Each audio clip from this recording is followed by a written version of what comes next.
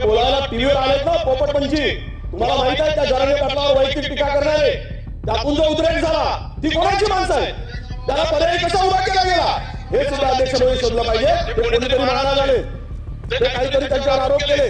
ज्या व्यक्तीने त्यांना निवडण्याचं काम केलं, ज्या पद्धतीनं बलात्कार काय त्यांच्यावर आरोप, यामुळे त्यांचा उद्रेक झाला.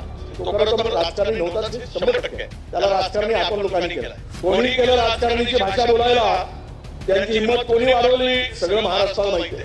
कोण हिरो होण्यासाठी समाजाचा पूर्ण समाज माझ्या पाठीमागे आहे हे दाखवण्यासाठी काय मनोज जरांगे पाटील यांच्या आंदोलनावर एसआयटी मार्फत चौकशी करण्याचे आदेश देवेंद्र फडणवीस यांनी दिले. यावरून विरोधक आणि सत्ताधाऱ्यांमध्ये चांगलाच गोंधळ झाला. विधानसभेचे विरोधी पक्षनेते विजय वडेट्टीवार हे जरांगे पाटलांसाठी धावून आले. त्यांनी फडणवीस यांचा समाचार घेत, तुम्ही जशी एसआयटी चौकशी जरांगे पाटलांवर लावली तशी एसआयटी चौकशी जरांगे पाटलांवर नाहक आरोप करणाऱ्यांवर लावून त्यांच्यावर कारवाई करणार का, असं म्हणत स्वतःला हिरो बनवून घेण्यासाठी, मराठा समाज माझ्या मागे आहे हे दाखवण्यासाठी कोण काय काय करत होतं हे संपूर्ण महाराष्ट्राला माहित आहे, असा टोलाही विजय वडेट्टीवार यांनी मुख्यमंत्री एकनाथ शिंदेना लगावलाय.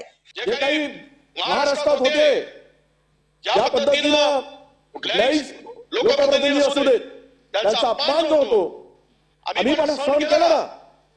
भुजबळ साहेब सहन केले, मला तर कुत्रा म्हटलं त्यांनी रेकॉर्डवर, आम्ही सहन केलं. बघा महाराष्ट्रातील ही संपूर्ण परिस्थिती जी आज निर्माण झाली, अध्यक्ष महोदय याच्या तळापर्यंत जाण्याची आवश्यकता आहे की नाही. ज्या पद्धतीनं तुम्ही एसआयटी चौकशी करा ते मान्य करता, तुम्ही कोणावर एकारोप करण्यापेक्षा कुठून दगड आले, कुठून तलवारी आल्या, कोण कधी जाऊन पुढे गेलेत, महाराष्ट्राने बघितलं ना वाटाघाटी, कोण समाजाचा हिरो व्हायसाठी निघालेत, हे काय लपून राहिलंय काय. आणि त्यातून जर ते कोणीतरी नाराज झाले, ते काहीतरी त्यांच्यावर आरोप केलेत. बघा ओबीसीचा धक्का लागू नये या भूमिकेशी आम्ही होतो, ती भूमिका मांडली. मी ज्यावेळेस प्रस्ताव आला, शासनाने मानला 10% मराठा समाजाला आरक्षण द्यायचा, आम्ही म्हटलं एक मताने द्या, बहुमताचा विषय इथे या ठिकाणी उभं आम्ही सांगितलं. अध्यक्ष महोदय महाराष्ट्र बेचिराग करू या गोष्टीचं समर्थन आम्ही करणार नाही, त्याचा आम्ही निषेधच करू. 100% तुम्ही मानला ते वस्तुस्थिती, परंतु ही वस्तुस्थिती निर्माण होत असताना यामध्ये ज्या पद्धतीनं पहिल्या जी घटना घडली त्याचा उल्लेख बाळासाहेबांनी केला, तो जोशी जनरल डायर साहेब बोलला ना, काय आपण केलं, ज्या पद्धतीने झालं, कुठलाही समाज असू दे, कुठलाही आंदोलन असू दे, ज्या पद्धतीने झालं तिथून गालबोट लागला. जे वातावरण महाराष्ट्रात दूषित झालं, काल परवा ज्या व्यक्तीने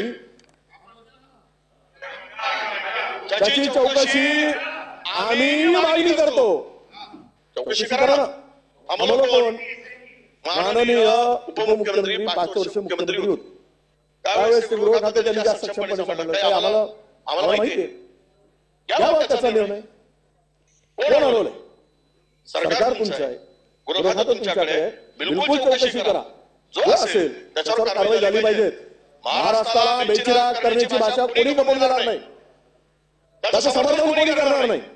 परंतु जी घटना ज्या व्यक्तीने त्यांना निवडण्याचं काम केलं, ज्या पद्धतीनं बलात्कार काय त्यांच्यावर आरोप, यामुळे त्यांचा उद्रेक झाला हे आपण अशी समजून घेतलं पाहिजे. तो माणूस आम्ही वैचारिक मतभेद असतील, तो खरं तर राजकारणी नव्हताच, 100%. त्याला राजकारणी आपण लोकांनी केलं. कोणी केलं राजकारणाची भाषा बोलायला, त्यांची हिंमत कोणी वाढवली, आता मला रेकॉर्डवर आणण्याची गरज नाही, सगळं महाराष्ट्राला माहिती आहे. कोण वाटाघाटी कोण करत होत्या, काय करत होते, कोण हिरो होण्यासाठी समाजाचा पूर्ण समाज माझ्या पाठीमागे आहे हे दाखवण्यासाठी काय काय चाललं होतं.